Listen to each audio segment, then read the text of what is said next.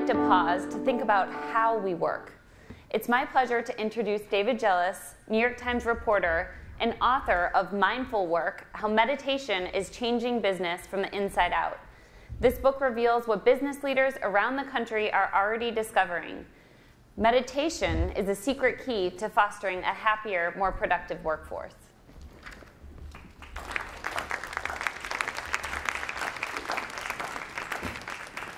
Thank you all for having me.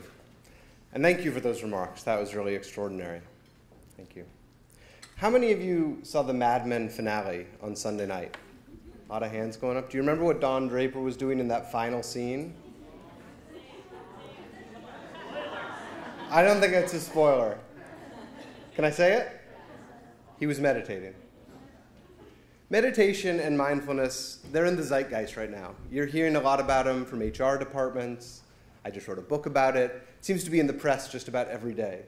So for the next few minutes, I'd like to talk to you about meditation and mindfulness and why it is that big companies and small businesses alike are finding real value in this practice.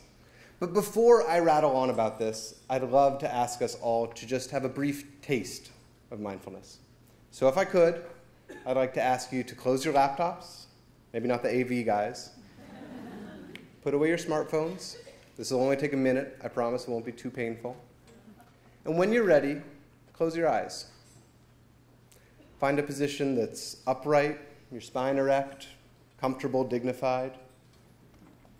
And notice the sensations of your breath. We breathe all day, but how often do we notice what it feels like to breathe?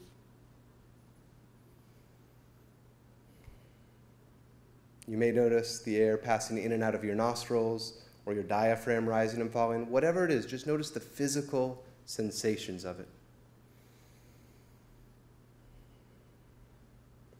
And I guarantee you your mind will wander. It may already have. And this is the whole game. When it wanders, bring your attention back to the physical sensations of the breath, just for a few more moments.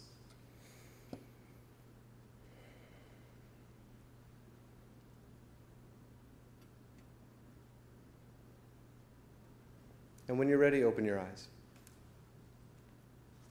So why is it that companies all around the world are practicing mindfulness? Why are they asking their employers to take time out of their busy days and do something like that, to do nothing? Why is it that at Goldman Sachs, a board member is espousing the virtues of mindfulness and meditation, and hundreds of the investment bankers and traders are doing this practice? Why at Facebook is there a whole team of engineers who are practicing mindfulness, trying to become more compassionate as a result, and then retooling the algorithms to make the social network a more hospitable place for its billion-plus users? And why at General Mills is there a meditation room in every building on corporate campus where people stop, pause, and just take a few moments like that to do just what we just did before they go on to their next meeting? Well, to understand the answer to that question, first we need to address the elephant in the room. What is mindfulness? What are we actually talking about? Mindfulness, most simply described, is paying attention in the present moment on purpose, in a particular way, and non-judgmentally. Everyone got that? It's a mouthful, I know. But if you really unpack it, it comes down to being right here, right now. Not lost in thoughts of the future, not dwelling in the past, getting hung up on mistakes we might have just made, or replaying what it is we think we might want to do in that next meeting, but just being attentive and present in the present moment. And how do we attain that state of mindfulness? Well, it's through that practice that we just did.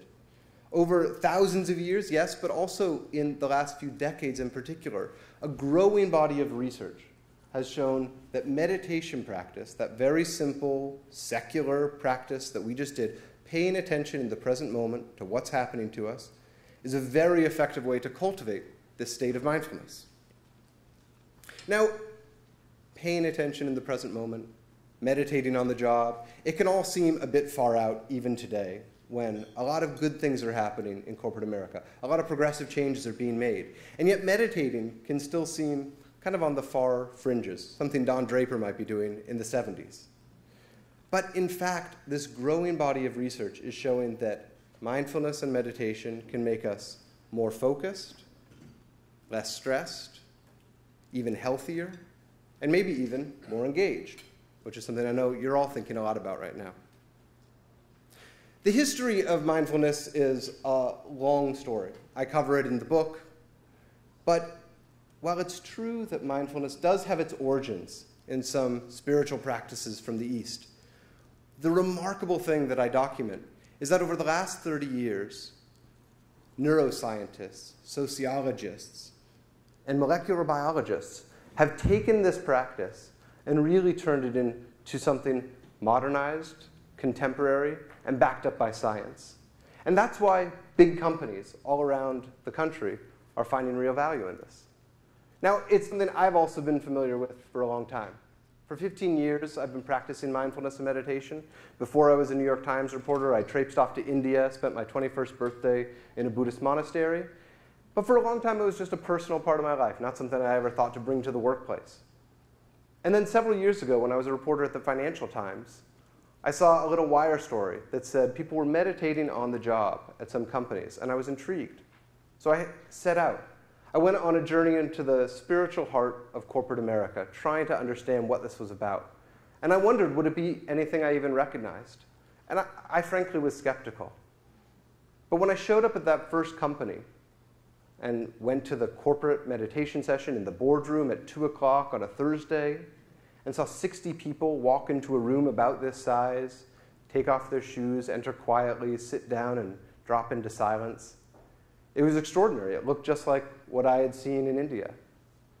And then when I heard the instructor begin to speak, she started using phrases I recognized. Paying attention in the present moment, moment-to-moment awareness. And I realized that she was teaching her executives at this big company in middle America to do the very same practices that I had learned in India, only in a totally new way. Now that was just the first stop, but I went all the way to Vermont, where I found Green Mountain Coffee. They make the, questionable quality coffee that you might find in a gas station. But the CEO, I hope there's no one from Green Mountain here. The CEO, it's great stuff. The CEO of Green Mountain Coffee, he introduced meditation first to his executive team. He said, I know it made a difference for me. Let's see if it works with my close C-suite. They all enjoyed it. They purported to be less stressed. So they rolled it out to the white-collar office workers, to the graphic designers, to the product managers. And all of a sudden, there were dozens, even 100 or so people in Waterbury, Vermont, practicing meditation in the office. Then Bob Stiller, he had a critical insight. He said, what about the people at the far end of my supply chain? We have thousands of employees in factories around the country. They roast coffee beans, they pack boxes, they drive the trucks. What about them? Couldn't they use this too? Well, the answer, of course, was yes. So they worked with a yoga teacher. They brought in a new HR specialist, and they developed a 10-minute mindful stretching program that everyone at Green Mountain Coffee factories begins the day with. And in time, there was a little apprehension, but soon they enjoyed it. It changed the dynamic on the workplace. People were a bit more engaged. They started enjoying their work. It was no panacea. It still was a lot of hard work. But then Green Mountain did something critical. They looked at the data from all their factories after a full year of this, and what did they find? Workplace injuries had gone down. People were more focused. They were paying closer attention. They were more mindful on the job. Another stop on my journey was Aetna, the big health insurer just up at Hartford, Connecticut. Mark Bertolini, the CEO, he almost died from a skiing accident about a decade ago. Conventional treatments did not help. Tried all sorts of pharmacological solutions, didn't work. Eventually, he tried craniosacral therapy, yoga, and eventually mindfulness meditation. And all of a sudden, the pain didn't go away. He still experiences excruciating pain every day. But the suffering was more manageable. He was able to get back to work just by paying attention and accepting things for what they are, rather than trying to fight them constantly. He was able to get back to work. So he had the same insight Bob Stiller had. He said, well, this is working for me. What about my employees? Now, the chief medical officer at Aetna was dubious. He said, just because you're meditating, you want all our employees to meditate too? And Mark Bertolini said, let me appeal to the clinician in you, Lonnie Reisman, chief medical officer. We'll measure it. So let's introduce mindfulness and yoga practices, but at the same time, we'll do all the self-reported measurements, but we'll also take some biometric measurements. We'll measure heart rate variability, cortisol levels, common indicators of stress. They did it. They rolled it out, 10-week programs, first for a couple hundred people, then for thousands of people. After a full year of this data, they looked back. Yes, the self-reported measures had all improved. People enjoyed it. They purported to be less stressed. Surprisingly, the biometric measures were all in line as well. Heart rate variability went down. Cortisol levels went down. These are common measures of stress. But then, of course, what happened? Less stressed employees are healthier. And Mark Bertolini, with his CFO, was reviewing the results for the first full year of this program in 2012. And they found that healthcare costs on a per-employee basis at Aetna had come down 7.3%. In a company the size of Aetna, that was $9 million straight to the bottom line. And the only thing different that they had really done that year was the introduction of these complementary health programs. So maybe a little more focused, maybe a little less stressed, a little healthier on the job. But what about more socially engaged, more environmentally engaged? Could mindfulness perhaps do that as well? Eileen Fisher would argue that it can. She built her company into a really robust, medium-sized business, selling wonderful clothes. People love them. But it was still a very conventional company. She was making her clothes in China. She was running kind of a standard company upstate. Then she began practicing yoga and then mindfulness meditation. And in pretty quick succession, she had a series of critical insights. She realized that, well, the business was fine. All the numbers were fine. Something wasn't exactly right. The way she was working just wasn't working. So she started making a series of changes first close to home. She changed the hierarchy of the organization. And all of a sudden, she got people sitting around circular tables instead of traditional boardroom tables with her at the head and everyone talking to her and her disseminating information. What happened? New voices started speaking up. People started being more open to share their ideas where previously they'd been afraid. So that worked. Then she said, well, what about more complementary health and wellness programs for my own employees? She did it, started introducing these practices. People loved it. And they did the surveys. People were happier. They were happier to come to work. Her employees were working harder. Then she did that last step. She said, what about my employees in China? What can I do for them?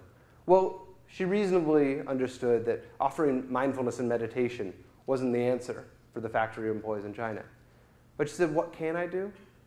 She understood now that her work at the headquarters was deeply interconnected to the lives of her employees in China.